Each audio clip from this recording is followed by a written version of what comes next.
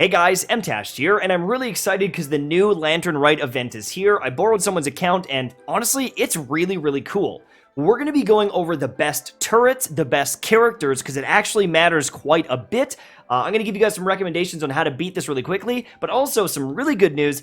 To get the character is only 1,000 points, and I'm already at 760, but I'm actually over 1,000. The 1,000 you need after the very first day. It is super easy to unlock this character. You can do it in 1 day. So honestly, you can do it in like 30 minutes, which is really cool. And then a bunch of other rewards as you continue to play this as the week goes on. So let's go over the best way to beat this, the most efficient way, and a quick word from my sponsor. You want to see what game I've been addicted to for the last 59 days? I've been absolutely grinding it, and you can download it with the links down in the description or the comment section.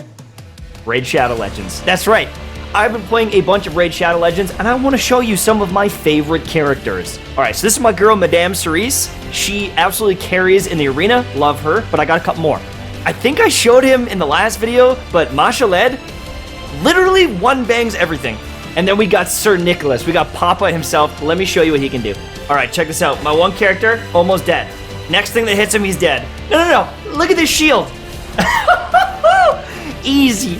I've been enjoying Raid because I've got different teams specially made for different areas in the game, and that's important in the new Doom Tower. The Doom Tower has hundreds of floors with rewards along the way, but on top of this, they also have a hard mode as well, so there's like 200 floors for you to grind out and try to make the perfect team. A lot of these bosses have mechanics where you need a specific team to beat it, and I think it's really cool. So it's time to click the link down below in the comment section and download Raid right now. It's a free-to-play game, and you're going to get a bunch of free rewards. By clicking the link down below and downloading the game, you're going to be getting some energy, some gems, and a free character executioner. Raid Shadow Legends is available on PC and mobile, and there are a ton of events going on and a massive February update, so there's never been a better time to jump into Raid than right now. There we go. It's time to download. Click the link down below. Thank you so much for sponsoring this video, and make sure you actually play the game, because then the Tashman gets a Lambo. Right? Now, the quick and easy explanation for this is tower defense. You're going to be putting up towers, they do damage, and you're going to try to stop the enemies from getting from one end to the other. There are multiple portals, it's pretty damn easy and straightforward. But here's the thing. Your characters can't do any damage whatsoever, but that doesn't mean they're not important and they're not valuable. You can actually apply different elements to the opponents, and you can also body block them, as well as put down pillars from someone like Zhongli, pick them up with someone like Jean, or even block the path entirely with the Geo main character. Now, I'm going to be going over those characters after. Let's focus on the turret stuff first, because that is really important, and I've got some big recommendations for you. So by completing the activity, you're going to get these sigils that allow you to upgrade your turrets outside of battle. What you're going to do is go down into the armory. It's in the corner here. I'm kind of blocking it. But you're going to go in the armory, and it's going to allow you to upgrade these different turrets. You can see here with the water turret, or the mirror image, it increases attack as you level it, but it also gets passives. Water cannons deal hydro damage and apply wet to opponents in a large AoE, which is amazing because you can plant this down in the middle, people walk by, and everyone is going to get tagged. If you look at the fire one, area of effect pyro. If you look at the electric turret, this will chain to 3 opponents at a time instead of just the 1. And so not only are you going to get more damage, there's going to be some passive effects that really make these powerful. My recommendation for slamming through this, if you guys want to get, go flawless and get as many points as possible, I would focus on 1 turret and get it maxed out as soon as you can so that it's hitting really hard. In the case of this electric turret, this thing absolutely shreds the enemies, and as long as I can fill in the gaps with my characters and a couple other turrets here and there, it is more than enough. Now, the beauty of being able to use your characters means that, yes, obviously, if a bunch of electric slimes spawn in, I'm going to be in trouble. But let's say there's a bunch of shields that I can't deal with the turrets. I can do that with the characters. And so it's a really good idea to kind of synergize not only the turrets, but your characters as well. So, let's say you were using, a water turret. You might want to use a ice one as well to freeze the targets. If you're using an ice turret, maybe you want to use a fire turret to melt them and do bonus damage. all the elemental reactions work in game. And so I'm going to shout out a couple of them really quickly. By using fire and electric, you kind of launch enemies with that overload, and it's a good way to CC them and stop them from, making their way down the map. Obviously, the freezing is super, super good.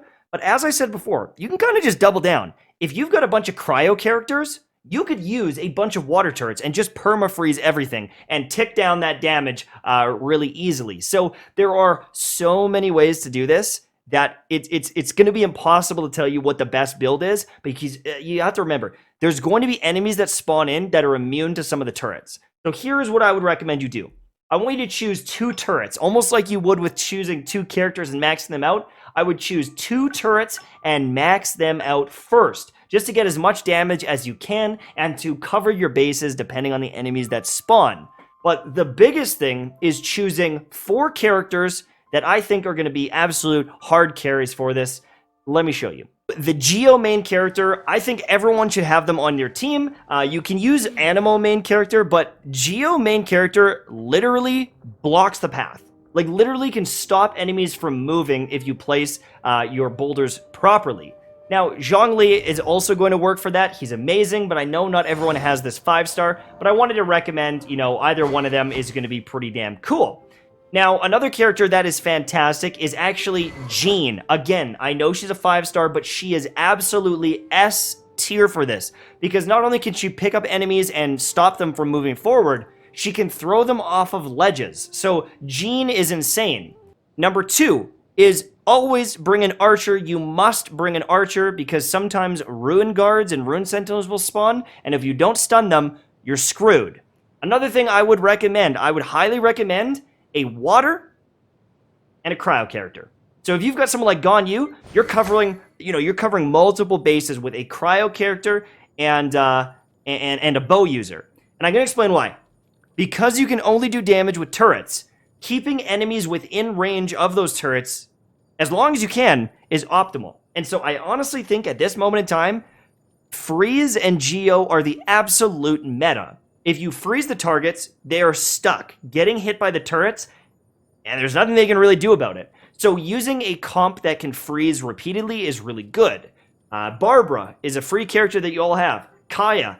With those 2 characters, you can pretty much perma-freeze, because you can't use your Q ability, you can only use your E, so you want characters that use, like, water attacks with, like, a basic attack like Barbara, or with their E ability that's on a short cooldown, hopefully.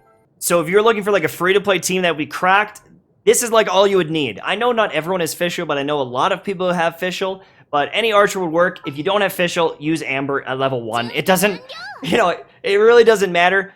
Main character as Geo is absolutely cracked because you can block enemies. You just have to kind of place it properly. So I would definitely recommend the Geo main character. Again, any archer will work, but, Ganyu is insane if you guys have Ganyu. But then Barbara Kaya, this is like bread and butter, absolutely insane. You can apply her E to just repeatedly get characters wet and then do basic attacks with her, and then Kaya can freeze everything in the area, and the enemies just can't move. Now, if you want to play, you're going to need to use a Shao Lantern. This is a currency that you can craft at a crafting bench, but it is super easy to craft. You can get tons of these really quickly. Don't stress too much about this, and I'll show you how. So in order to craft a Shao Lantern, you need a couple of different materials, but they are so fast, you can honestly probably get 50 of these in like 10 minutes of work. So every time you mine a material, there's a very good chance that it's going to drop this shard. So go find any mining area, and you're going to have a bunch of shards there. This one is pick up from Hilichurra enemies and Fatui elites. These drop like hotcakes as well. Super, super easy. Just kill any of those enemies and you're going to get these to drop. And then the last one is any harvestable plant. If you just go find some plants, you're going to get a bunch of this. So this is not a resource that's going to be hard to farm, or it's going to be, you're going to spend a whole bunch of time doing this.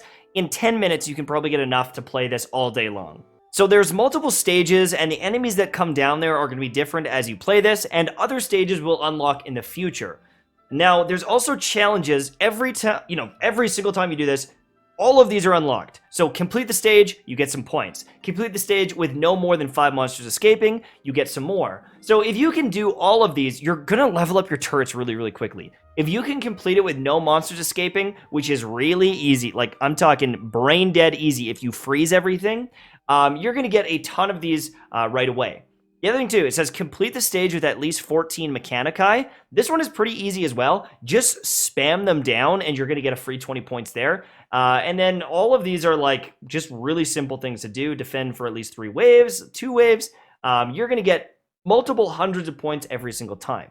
Now with those points, again, you're going to go in the armory and you're going to upgrade things. I would choose 1 or 2 different things just to power those up and get as much damage as possible.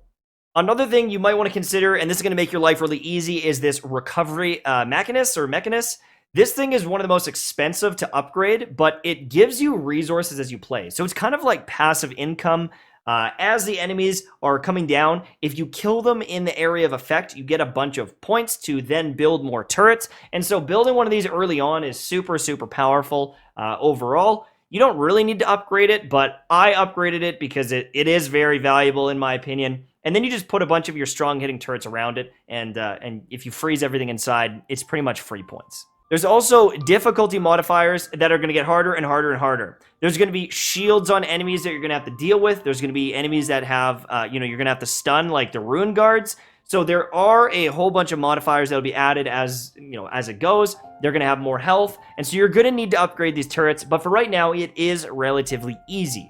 But pretty much everything I say applies long term. As things get harder, you're going to want to make sure that you're using these cool, these cool passives that these things have, and using really good elemental reactions. Now, honestly, my biggest thing is bringing characters to do those elemental reactions. The turrets are, in my opinion, just damage. They're mainly just damage. And keeping the enemies CC'd is more important than anything. Yeah, it's cool if you can set up like a fire and frost for sure. Or the enemy could just never move. And then it doesn't really matter what's hitting them for the most part. And if it is an enemy that's really strong against a particular element, as long as you're choosing like 2 of them, you should be good to go. The electric one seems the most consistent. I would recommend doing the electric one first, even though typically electric isn't, the best element in game.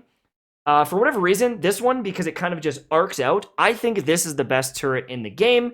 For right now, at least, I'm sure some of these other ones will be insane, but some of these other ones, they seem to be a little clunky and miss, and they're a little bit slow. This one just chunks, it hits, it never misses, and I would definitely go with the Blitz Trident over anything else early on. For rewards, you're going to be getting all these medals as you play, but some of them just aren't available right now. There's nothing you can do about it. You can't unlock them all.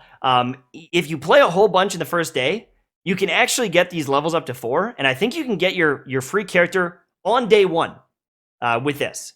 But typically on day 2, if you haven't played a whole bunch, you're going to get your free character at day 2, and then after you've got your free character, there is a shop, and you can buy a bunch of stuff as well.